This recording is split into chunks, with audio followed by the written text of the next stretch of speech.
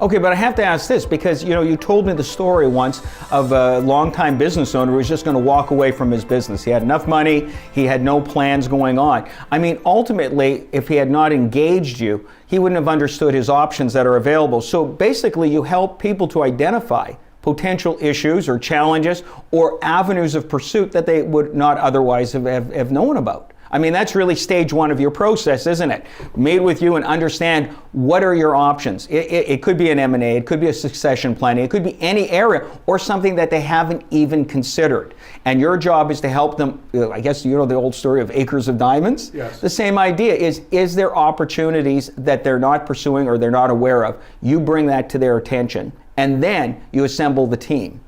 That's exactly what I do. And I'm able to ask the soft questions. I'm comfortable with, certainly myself, and asking a person, okay, you've got a son and a daughter.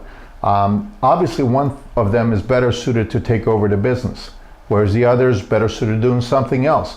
In a family business, these are the challenges that arise. And I've asked people that question, and you would not believe the answers.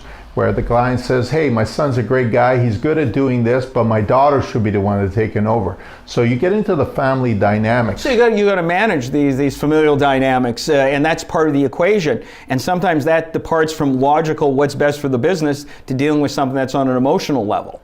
It's very emotional because sometimes you're dealing with a father at 75 years old, and they've got three children, and you're dealing with them about, I've got this, I've got that. Dad, how are you going to deal with this? And the kids it's not about money. It's about, Dad, we're going to lose you on death, but we're also going to have a major mess. So my role is to move the process along. And you got to remember, a lot of people, why don't they do any estate planning? I'm not rich enough. Number two is, I do not want to think about dying or becoming sick. Oh, no, but wait, Milan, this is an interesting point you just raised, and I'm sorry to interrupt, but when you talk about estate planning, initially the instincts come out, it's all financial. But what we're talking about extends beyond the financial boundaries of what a lawyer or an accountant will offer, because you talk about managing the emotional elements of that as well, because you can't get the others done unless you address this. So when you bring together a team, it's not just here's an accountant and here's a lawyer, here's a specialist in terms of managing that. I mean, I wouldn't call them psychologists, for example, but perhaps a relationship counselor. Yeah. You bring in whatever is needed to facilitate the progression of where they need to go. Exactly. Now, it could be with a family business, could also be with two family members, like two brothers that are not getting along, the business has grown, all of a sudden the communication is, only to the point where it has to be.